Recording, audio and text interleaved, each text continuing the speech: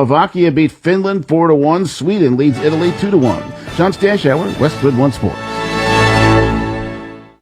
When you need notary services, trust the best. Sandy Howell Notary Services, back-to-back gold medal winner for Best Notary in Fayette County. They're here for you with extended hours to fit your schedule. Sandy Howell's also the 2025 gold medal winner for Best Title Company. Open Monday through Friday, 10 to 8:30, and Saturdays, 9 to 5. Call 724-564-8955 today for Sandy Howell Notary Services, where excellence is signed and sealed. This 2026 Winter Olympics update was brought to you by Sandy Howell Notary Service, owned by Ed and Sandy Walensky.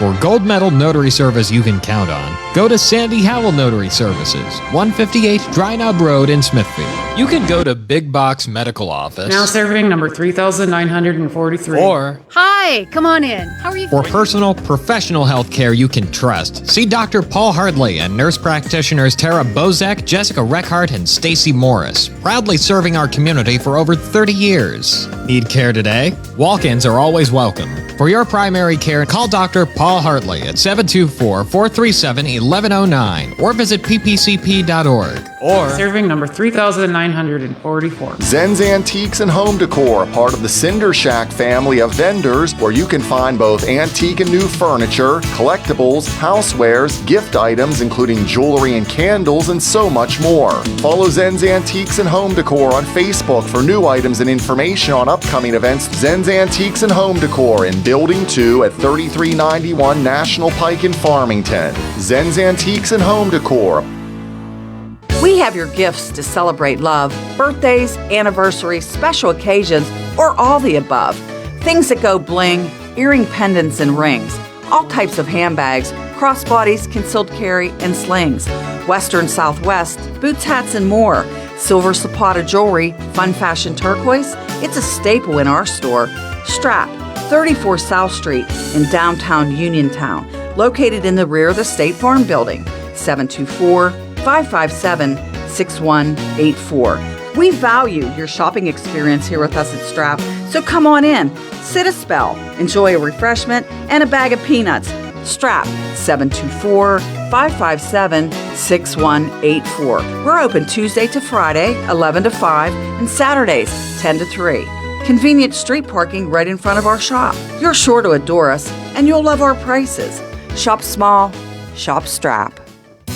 Looking to update your home? Koval Building Supply at 40 Monroe Avenue in Uniontown is more than your plumbing supply store. We specialize in kitchen and bathroom remodels that transform your space from outdated to outstanding. Our designers work with you to create the look you've always wanted, with custom cabinetry, countertops, and flooring options to fit your style and budget. Call Koval today at 724-437-8824 or visit kovalsupply.com to plan your dream kitchen or bath. Koval Building Supply, everything you need to make your house feel like home. Route 21 Furniture, take the road to your perfect home. Sleep well tonight. Try out a new mattress from Route 21 Furniture with a large selection of mattresses, all sizes and comfort levels, with great prices, free local delivery and setup, and financing options. Route 21 Furniture. Open weekdays 9 to 5, Saturday 10 to 5, Sunday noon to 4. 724-737-2222 or Route21Furniture.com. Route 21 Furniture, take the road to your perfect home. The views and opinions expressed on this program are those of John Marietta and do not necessarily reflect the views of the Fayette County Recorder of Deeds Office or Fayette County government. This program is privately produced and funded, and no county resources are used for its production or promotion. I pledge allegiance to the flag of the United States of America and to the republic for which it stands, one nation, under God, indivisible, with liberty and justice for all. I was trucking up the highway, minding my own lane, with some dude in a Prius went and flipped me off. Guess my redneck hit him wrong. Seems like everyone these days is a ticking time bomb full of hate for folks like me who don't agree and ain't ever gonna change. And it gets me thinking, Hey everyone, it's John Marietta, and I am the Hillbilly, and today's show is being brought to you by by Burhan's Cross Funeral Home, Thundering Hills Feed and Supply, Fayette County Recovery Storage and U-Haul. I'll tell you what, they are the UDI of Fayette County. They find everything. Laser Brothers, Highline Motorsports, Humber Sanitation and Septic Pumping, Fayette Structures, Country Motor Sales, Premier Auto Glass, Fayette County MAGA Patriots Group, HPJ Radio, Miles's Garage and Tire Center, Solid Foundation Ministries, The Ink Spot in South Connersville, Bung's Auto Body, and once more, we're going to mention Fayette Structures. I'll tell you what, I see Gino's down there. He's looks like the lot's getting fuller and fuller. Well, like I always say, it's another Trump-tastic day in Fayette County. We made it through the frigid for a while, and now we're back. Now we're back at least some weather that you don't have to dress for 10 minutes to go outside. Let's get started. I'll tell you what. I like friends. I'll tell you what. I like friends. I like truth that don't flinch. I like plain talk that don't dance around the mess we see with our own eyes. Because the Bible says in Proverbs 17:23, the wicked accept bribes in secret to pervert the course of justice. And right here in Fayette County, that verse might as well be printed on the front page of every grant proposal they shove across the table. They call it stimulus. They call it development. They say it's progress, but I call it what it is: political payback wrapped in paperwork. They put the LSA money out. They put that LSA money out of the hat, pass it around to their buddies, and before a single foot or a pipe or inch of road is laid, that money's gone, vanished like smoke in the wind. Remember those fiber optic funds they bragged about? Yep, we were going to get fiber optics here in Fayette County. Well, that was 5-6 years ago. Where's it at? Where's the high-speed internet they also promised us with that? You can't stream the truth if it ain't there to begin with. What about the water projects that started on paper but never touched the ground? And that spec building, oh, they made a big show of that one. Millions poured in, ribbon cutting, cameras flashing. But the only folks prospering are the ones cashing consulting checks, drawing salaries, and scratching each other's back. That's not community investment. That's campaign laundering. The same names you see on the consulting fees list are the ones you see popping up at fundraisers, sliding the envelopes under the table, washing money clean in the name of economic growth. That ain't building a county. That's buying one piece at a time. And every coin they pass leaves a fingerprint of corruption. They've got that bridge to nowhere. You know, the one to the sewage plant, which I still scratching my head about, paid for with, guess what? Your tax dollars with grants. But it don't carry one. It's never going to carry one car. It's not one truck's ever going to go over it, or 1 ounce of product to help this county grow. You tell me what part of infrastructure is getting fixed while their friends live high on planned studies. That never seemed to plan a thing beyond the next paycheck. But God's word is clear. Ecclesiastes 5:8 says, if you see the poor oppressed and justice is denied, do not be surprised, for one official is eyed by a higher one. The system feeds itself from the bottom up. The poor man's tax dollars turned into the rich man's bonus. And I'll tell you right now, neighbor, the Lord's patience is wearing thin when his people are robbed under the banner of government righteousness. We don't need more fake studies. We need solid roads. And I can tell you right now, we need bridges in Fayette County and in Somerset County. We need things fixed. We don't need more announcements. We need running water. That's the number one thing, number one priority. And I'm going to tell you something that a lot of people don't realize. Gino Gallo and I and Elliot and Harry, we were on the ground floor when they were trying to bring in the poison into this county, to dump it into these wells that are these abandoned wells. And after we made some noise about it and carried on, guess what? There was many more that jumped on, but we were right there to begin with. we did what we had to do. Harry and Gino, without a doubt, drove to Harrisburg more than once, rode to Philadelphia, took Elliot Mazer with them, and we did our best back here at home to keep things going. We don't need no more ribbon cuttings. We need factories and paychecks and young families coming back to Fayette County instead of fleeing it. So I say this afternoon, it's time to end the grift.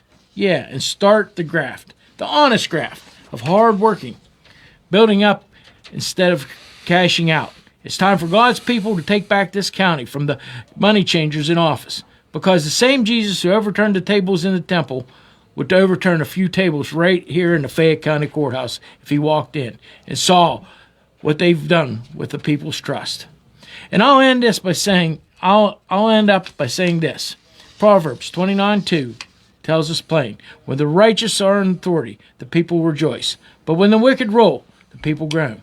And let me tell you, you can hear that groaning from Wharton Township clear to Washington Township. The people are crying out for justice. And I believe the time's coming when the righteous will rise up and the groaning will turn into shouting once more. I really appreciate a whole bunch of things that people done. Harry's stealing my notes off of me here, but I really appreciate the people that are contacting me. 6 o'clock this morning, I got my first phone call. 6 o'clock. Yep, 5 after 6. My phone started ringing. It was from a girl that's trying to get things going about a couple other things, but she made a very valid point.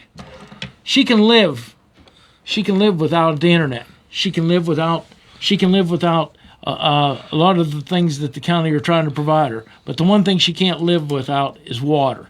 And we see this over and over again. So here's my thing. I don't know if we can do this, Harry, or not. We get you to Harrisburg. I'm gonna do my best to get this done.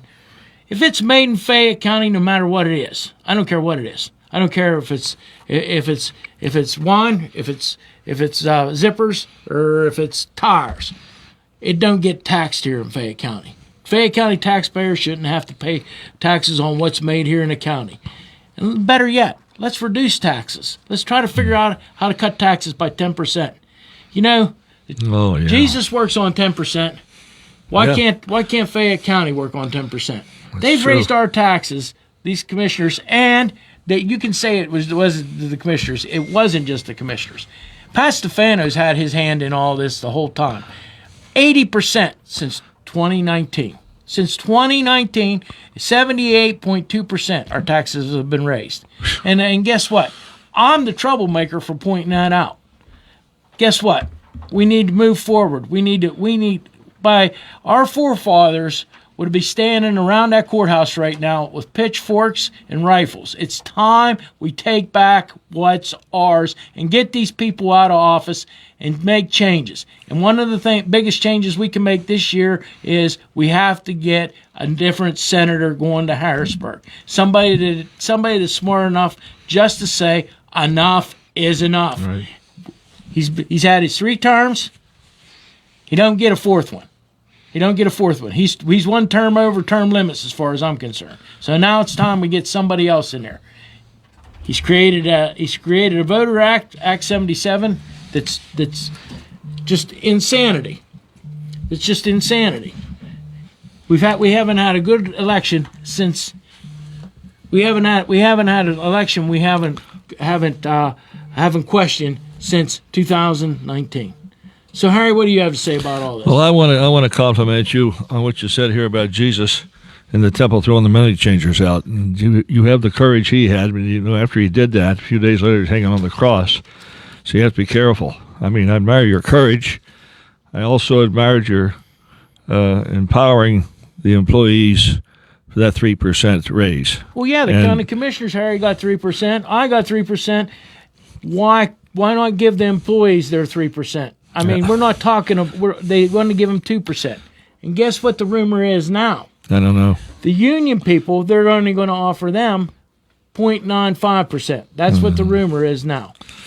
I can believe it. It's sad. The county commissioners did this to the employees. and they don't stand up for the employees, but yet they buy these white elephants like the old Gallatin Bank building and these buildings that go into the real estate business they can't afford in this county, and it forces them into a situation where they have to lay people off. It's very poor planning, and I don't know what government is competing with the individuals that own their own real estate as well as realtors. I mean, we have no business being in the real estate business in this county, the shape it's in. Who's going to work in these buildings? They're laying everyone off. It's ridiculous. Well, here's something I believe in that I was taught. My dad worked all of his life. My grandfather, my uncles. I mean, they worked in the mills, and my father-in-law was a coal miner. If you invest in the people, and don't invest in forget about investing in all this other structure that they're trying to say that they need. If you invest in the people, you'll get all the other goodies that come along with it. You have to invest in the folks that live here. You have to keep our families here in Fayette County, in Somerset County, in Bedford County, Washington, and Greene County. It's time we invest in the people here, not into pet projects. Well, going back to the county, you invest in people, not in buildings. Exactly. It's ridiculous. Exactly. We can't afford it. And why are they doing this? Where does it stop? And eventually, when these buildings start to fall down because they can't maintain, what are you going to do with that then? Well, that's the problem. That's the problem we're seeing now. They can't afford to maintain some of the buildings, right? And we understand that there's problems with all this, and it's happening everywhere. I mean, it's everywhere. We were in Somerset County last week, and we took a picture by King's Bridge, right? And we trudged through the snow a little bit, and we talked to lots of people, and everybody we talked to is telling us we want to see change. Yeah, we they want do. to see change. Yeah, people are fed up. They're just fed up. And I had Butch on yesterday. Al was running against Kimmer Barlotta, and one of the things he keeps that he keeps going back to is he wants to try to redo the inheritance tax because these farmers are the ones. Yeah, absolutely. It's a good idea. It's a very good idea, and we have to do something to create jobs here to keep people here and to be able to sustain a decent lifestyle. And I have an idea. What I'd like to see, these RCAP grants. The President, State Senator Stefano, he gave that nutting that owns the Pittsburgh Pirates and bought the Uniontown newspaper and destroyed that after he bought it. And he got a $1 million RCAP grant, which I don't believe in these grants anyways, but if they're going to have them, I'm going to want them for my district. However, I think they should be broken down to the amounts of $50,000 or $100,000 instead of $1 million, where, I remember as a young man in Dawson, Everson, Scottsdale, Connellsville, and all over this county, we had people that worked in their garages behind their houses, and they were craftsmen and technicians, and they made parts, and they shipped them out to the industries in Pittsburgh, and they made a good living, and they were very talented people. And you have to go back where the individual proprietor can do this. I'd rather have 50 small businesses started than give a millionaire, which is he has to have $1 million in matching grant to get the money to one situation. Because if you can do that, even if half of them fail in a year's time, you have 50 new businesses starting in the county. And the ones that failed, we'll find out why they failed, and maybe we can even help them go back in again and make it the next time. But this $1 million grant stuff, it's just not right. It's horrible. What did we benefit from that? What did we benefit in Fayette County from that $1 million matching grant he gave him? Nothing. And that's what made this country great. I know my family was involved with the Coke industry, and from that, the Industrial Revolution.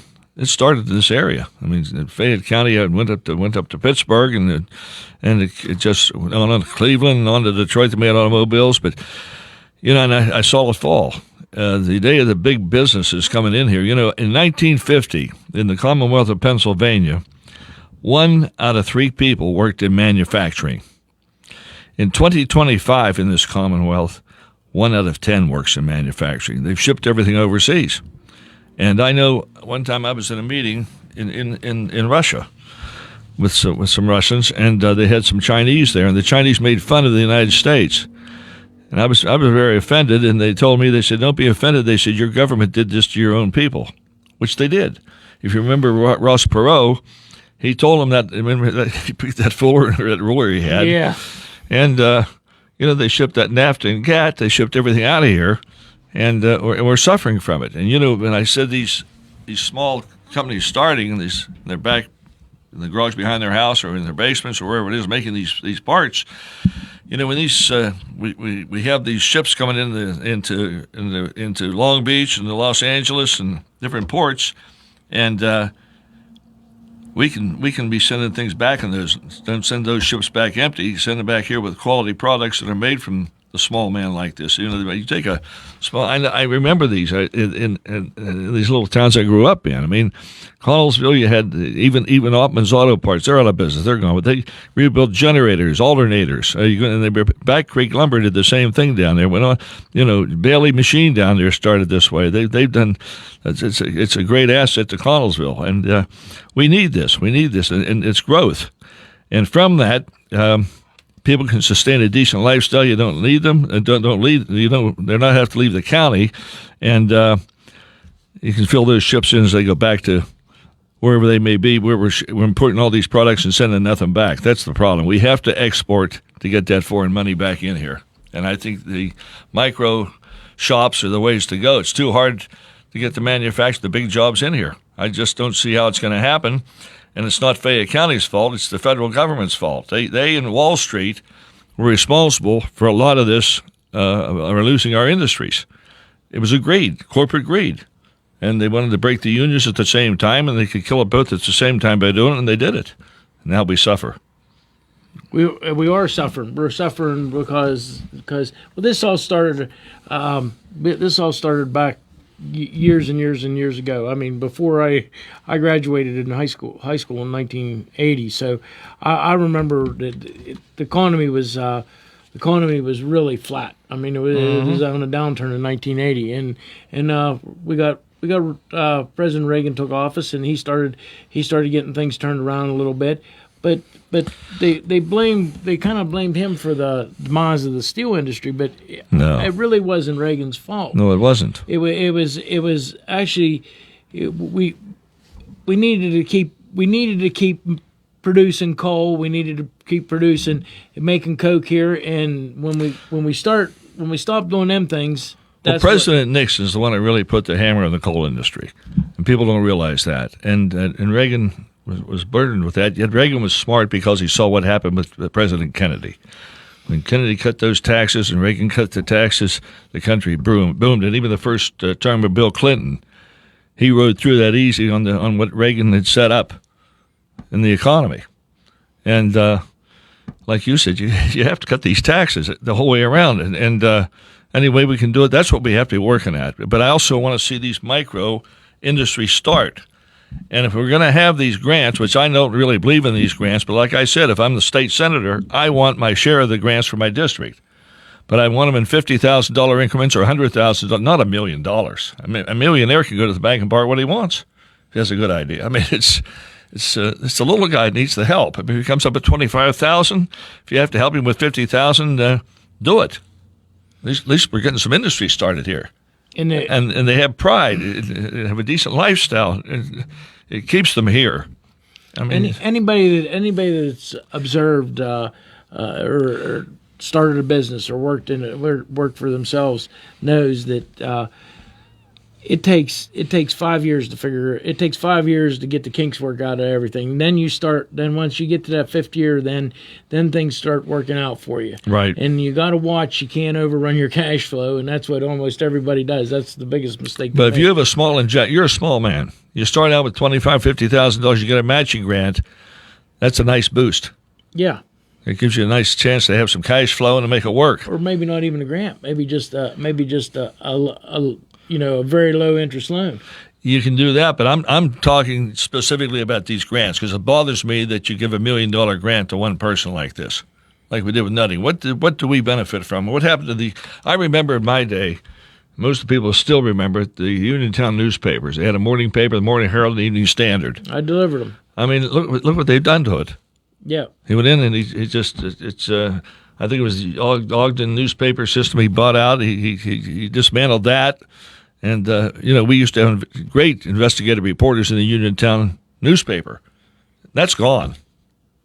The Fourth Estate's having a hard time even staying open anymore. Yeah, I mean, you're just having investigative reporters. I mean, I don't mention any names, but there's one that just recently was there, and Paul, he was great. But you can't afford to have these people in, but the papers can't afford it. They're having a hard time existing right now. Well, I don't even think they print the paper in Uniontown. They don't. They don't. Get printed somewhere else. Same way in Connellsville. Yep. It's not a local paper anymore. It's just it's sad. It's sad. Well, I remember when the papers come to the store, and my dad delivered them in the 50s. Of course, you had to say you're talking about newspapers. My dad delivered them in the 50s. The Post-Gazette, the Santilli, the evening. Well, it was the Evening Herald then, but with my grandfather, I believe it was called the Evening Genius. I believe at one time somewhere along the way. Now it's you had a morning paper that you delivered before you went to school.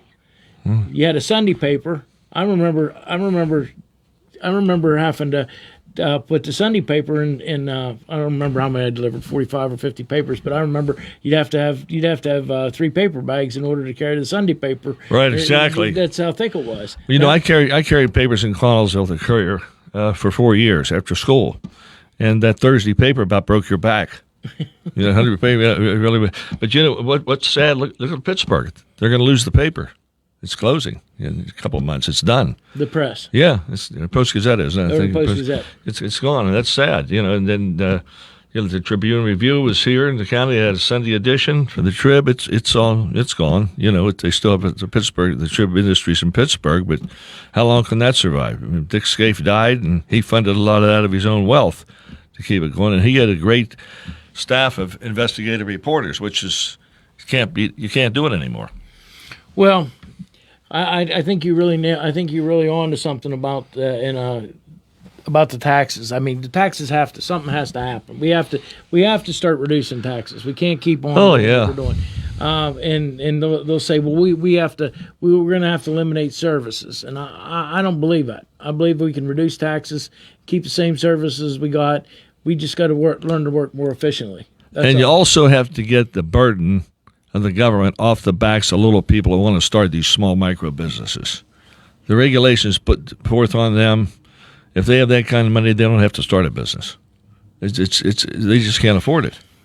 And I always, when I was a member of the legislature before, I wanted to. I couldn't get it done, but I'd love to see it. And it's like creating a bureaucracy or another monster, but it would be wonderful to have it. I wish we could set up an agency in Harrisburg where small businesses could have input into what the state legislature and the governor can do to make it better for businesses in Pennsylvania. Nuisance taxes, whatever we can do as a state to make it easier for people to get in business and stay in business instead of trying to wait. And you go back in the history of Pennsylvania, the whiskey rebellion started here. You had the all those whiskey companies in Birmingham. They went down to Kentucky and Tennessee because we taxed them out of here. Well, that's what I was saying. Just think about it. If you was making whatever it was, whiskey. Okay, we'll talk about whiskey. Say you made whiskey or bourbon or whatever right here in Fayette County, and everybody that lived here in Fayette County, whatever they bought that was from Fayette County, there'd be absolutely no tax on it. They could just buy it. Right. Can you imagine people be moving here trying to figure out how to? That's right. Not just for the whiskey, but for anything. If we made tires here, right. I mean, put incentives into the system. Another thing about me, the state shouldn't be in the liquor business. That's ridiculous. I think it's double talk. I know when I was there, the tax from the liquor when I was a legislator, I put $25 million a year into the education fund. And it's a lot more than that now. But what are we in the liquor business for? It's control. They call it the Liquor Control Board. Yeah. I mean, it's just, they can teach the rackets how to do business. It's something else. It's just, I think it's corrupt as the dickens. Well, and that's what's going to happen with anything that you have a sin tax on. Right. There's always something that somebody, like I said, at one time Pennsylvania raised a lot of tobacco. Yeah. We don't do that no more. No. We don't do them things no more. No. Of course, people will say, well, it causes cancer and all these different things, but the Amish raised thousands and thousands of acres of it. Well, is it the tobaccos? Is it the paper they put it in? All these chemicals they put in the paper of cigarettes. And when I was a kid, people smoked cigarettes. You didn't hear a lot of cancer. You have cancer everywhere now. It makes you think, John. Yeah. What's going on? Yeah. Something's wrong. Well, Harry, we got about a minute and a half left, believe it or not. That didn't take very long. You mean the show's almost over? Almost. Wow. Got anything else you want to say real quickly? Well, yeah, I'd like to remind people I'm running for state senator. It's Cochran for statesenate.com if you want to contact me. I need some people to help me if I can, sign petitions, and so I can get on the ballot and run for this seat because I really want to win it. And I want to make some changes. They have to. It'll help the county. It'll help all three counties in this district because I'm not afraid to say no. I'm not afraid to challenge. We got petition signings. We're advertising them all over Facebook. I know that you're planning one on the 20th at somewhere. So, but anyways, hey, we'll get back to that. I want to thank everybody for tuning in today, and I appreciate Harry for coming in. I want to thank Harry for coming in. And Thanks for having me, John. Yep, and we'll keep on going forward. So I always close my shows with this. On this road called life, you have to take the good with the bad, smile with the sad, love what you got, and remember what you had. Always forgive, but never forget. People change, things go wrong, but just remember the ride goes on. God bless each and every one of you, and God bless America. I am John Marietta, and I am the Hillbilly. Now, you don't have to travel too far for medical marijuana products. Go to Local Leaf in Scottdale for a wide variety of locally grown and locally sourced products, plus your questions answered on medical marijuana, qualifying medical conditions,